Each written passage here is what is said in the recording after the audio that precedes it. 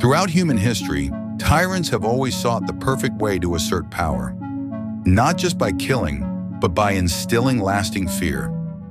In ancient Greece, specifically in the Sicilian city of Acragas, lived a tyrant named Phalaris. His power was harsh, brutal, and unmatched.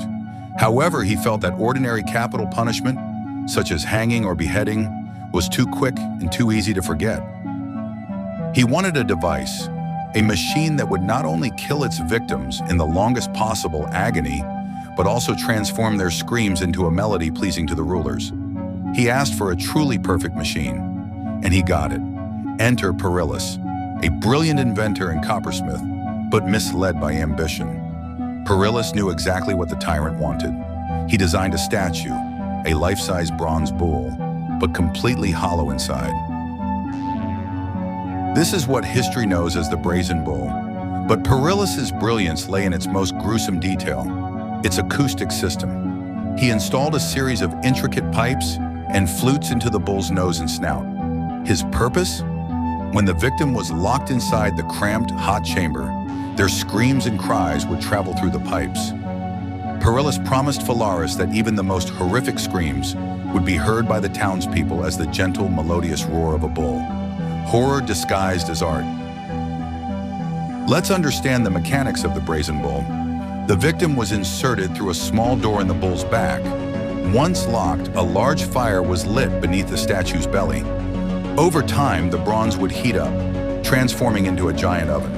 A slow death beginning with hyperthermia and heat exhaustion before finally burning away the skin and bones. But that was only half the story. The true horror was how the device transformed the suffering. Outside, the crowd heard a low roar, perhaps accompanied by Phalaris' laughter. Inside, the victim's body became the world's most sadistic musical instrument. The Brazen Bull is the perfect symbol of psychological cruelty, a punishment designed not only to punish its victim, but also to destroy hope and distort the perceptions of all who hear it. Perillus, proudly carrying the key to the bull, presented his masterpiece to the tyrant Phalaris. He explained the details of the acoustic system with a glint in his eye, confident of receiving the ultimate reward. Phalaris listened with a cold smile. He praised Perillus' ingenuity, admitting that this was indeed the most perfect punishment device ever devised. However, he then asked a question that changed everything. Phalaris asked if Perillus was truly confident in the sound system's effectiveness. The tyrant argued that only Perillus, who designed it, could truly demonstrate and test the ox's acoustic qualities from within.